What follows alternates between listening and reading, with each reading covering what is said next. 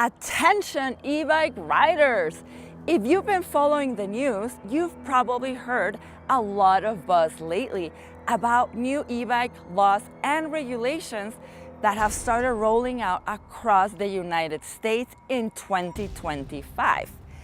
And the changes could fundamentally alter the way you ride. New rules are cracking down on throttles, motor power, and battery safety. And it's not just in California. Other states like New York are watching closely. So, what does this mean for you? How is this going to impact everyday riders and the e-biking community? And if you're like me, you're probably wondering, why are all these new laws popping up? What's driving the surge in regulations for e-bikes? In today's video, we're going to dive deep into the latest changes in e-bike legislation, specifically in states like California and New York, with a focus on new safety laws, power restrictions, and even how e-bike batteries are being regulated. We'll also touch on the larger trends driving this regulatory crackdown and what it could mean for all of us who use e-bikes for commuting, recreation, food delivery, or just getting around. But before we dive in, let's roll the intro. Whoops! All right, so California Senate Bill 1271 or 1271. So guys, let's kick things off in California, where lawmakers are pushing some of the most stringent e-bike regulations. Senate Bill 1271 is a major piece of legislation that could drastically change the landscape for e-bike riders in this state. Number one, throttle restrictions. So this is perhaps the most controversial aspect of Senate Bill 1271 is the new restrictions on e-bikes with throttles, okay? So they are saying no more throttles on Class 3 e-bikes. What? Under the new law, Class 3 e-bikes can only use pedal assist, no throttle, no exceptions. That means if you're an e-bike that has a throttle, you'll either have to disable it or downgrade your bike to a Class 2, which is limited to 20 miles an hour with throttle. Okay, so why the change? Lawmakers claim throttles on high-speed e-bikes make them too much like motorcycles, and this could lead to more accidents. But this is so twisted because there's very little data proving that throttles are the problem. Throttles are a game changer for many riders, particularly commuters, seniors, or those with disabilities. The ability to engage the throttle and ride without pedaling can make e-bikes much more accessible. How about riders that rely on quick acceleration, especially on a traffic light or on hilly areas? Okay, so now number two, motor power limitations. Along with throttle restrictions, Senate Bill 1271 enforces power limits on e-bikes to a max of 750 watts, but there's a nuisance here. So in the past, manufacturers could get away with giving e-bikes a nominal motor power of 750 watts, but they could hit much more higher peak wattage outputs of, let's say, 1,000 to around 1,300 watts or even 1,400 watt peak. Okay, so I mean, some nominal 350 watt e-bikes can peak at 750 watts. So for those who want more power, they'll have to look for e-bikes with higher classifications and face additional regulations. This creates confusion for riders and manufacturers who may feel they're being penalized for wanting a more powerful e-bike. I mean, my car can go up to 150, 180 miles an hour. That doesn't mean I'm going to drive it that fast, but I will use that torque, that motor power for quick accelerations after being stopped at a traffic light or for passing vehicles on the highway. You know, it would be as easy as having a top speed on e-bikes of, say, 35 miles an hour and giving us tickets if we go over. But oh no, they need to make these idiotic rules that make no sense. Also, heavier riders need the motor power, or even delivery riders or cargo e-bikes with heavy loads. Or even children, right? Number 3, new battery safety requirements. Another critical aspect of the laws involves the regulation of e-bike batteries. While lithium-ion batteries are a core component of any e-bike, they also come with risks: fire hazards, safety issues, and environmental concerns. Unfortunately, there has been an increase in number of battery fires in New York City. And now, California is requiring all e-bike batteries to meet strict safety certifications. Guys, and honestly, I am all for this. Definitely bring on the battery safety regulations. But what does this mean for the everyday rider? This could mean more paperwork, increased costs for battery recycling, or limits on where and how you can charge your e-bike.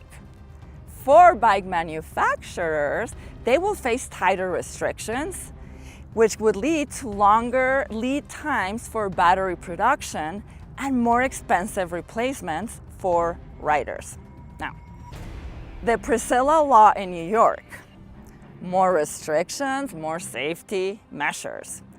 Over on the East Coast, New York is also cracking down with new e-bike regulations, notably the Priscilla Law, named after a tragic accident involving an e-bike and a pedestrian, which is very unfortunate, of course.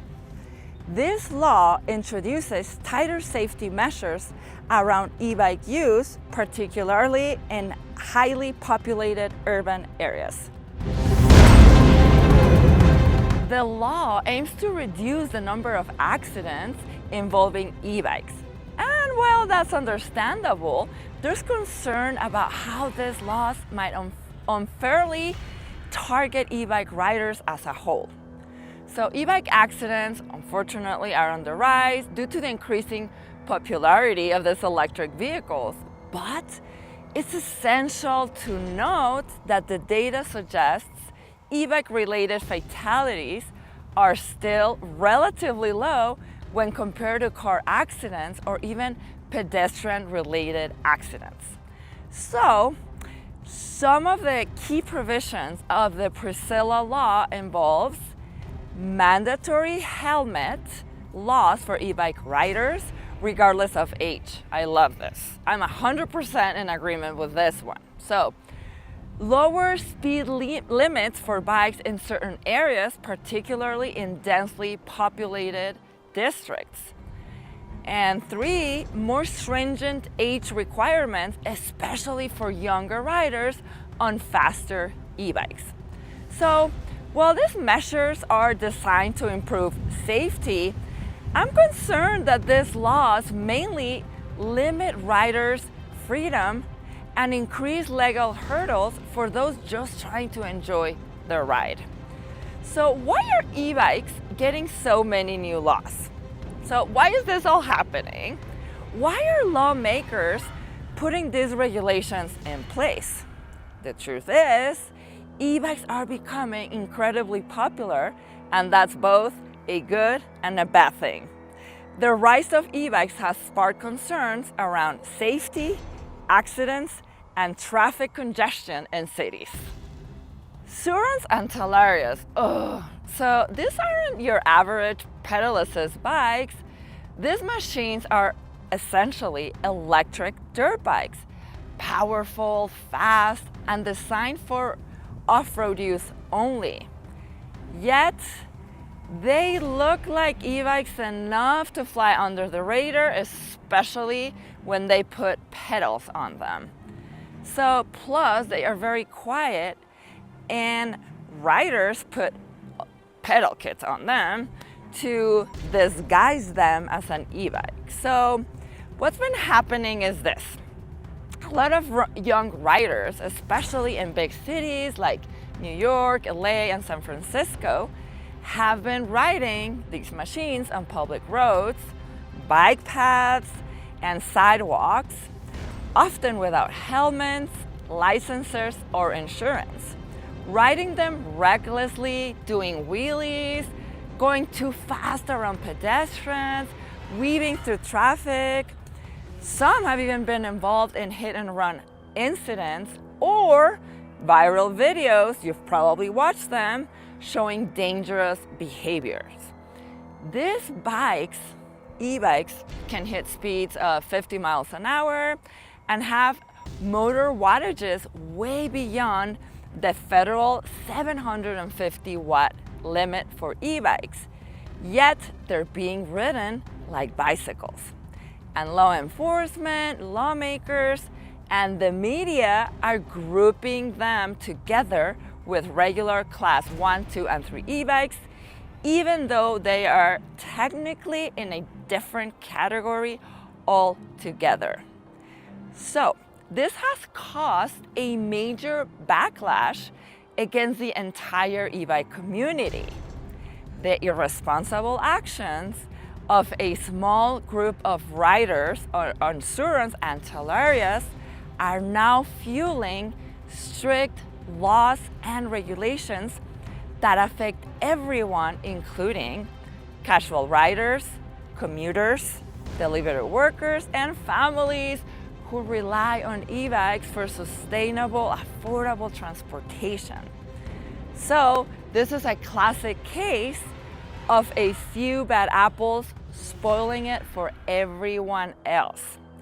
And unless educating lawmakers and demanding clearer classifications, we'll keep seeing laws that punish the entire e-bike community instead of targeting the actual root of the problem. So let's talk about the bigger picture. So what do these laws mean for riders, for you, for me? Number one, limited access to powerful e-bikes. Many people, let's face it, many people choose e-bikes for their speed, power, and restricting these features could make it harder to find an e-bike. Number two, increased costs. With restrictions on power limits and additional safety features, some e-bikes could become more expensive. So what if your current bike no longer meets legal requirements, right? All of my e-bikes don't, probably, for the most part, not all of them. But number three, more confusion and enforcement issues. So with different laws in different states and cities, riders might find it difficult to navigate the new legal landscape. So guys, in conclusion, a call for balanced legislation. At the end of the day, the e-bike community needs more thoughtful and balanced legislation that also provides real safety of riders, such as better infrastructure, without unnecessarily restricting the ability of riders to enjoy their e-bikes. E-bikes should be treated like the revolutionary, sustainable mode of transport that they are. So if you're passionate about advocating for reasonable regulations, it's important to get involved. Whether that's through contacting your local representatives or by joining e-bike advocacy groups that are pushing for fairer policies. Guys, I will be leaving some information down in the description below. So so you can contact some of these like agencies, and there are some like groups that protect like e-bike rights. So yeah, make sure, I really encourage you to do this. We really need to help our beloved e-bike industry. So please let me know your thoughts in the comments below. And tell me, how do you feel about the recent e-bike regulations? Do you think they go too far, or are they a necessary step to improve safety? Guys, I will be reading all of your comments. I'm very passionate about this. I love everything e-bike. I will be giving you updates as this situation progresses, as well as anything and everything related to the e-bike industry. Thank you so much for watching. Please don't forget to like and subscribe. It really helps to support my channel. Hit that notification bell to keep you informed on this topic and everything e-bike reviews and more. Always remember, whatever you're doing, happy riding, stay safe.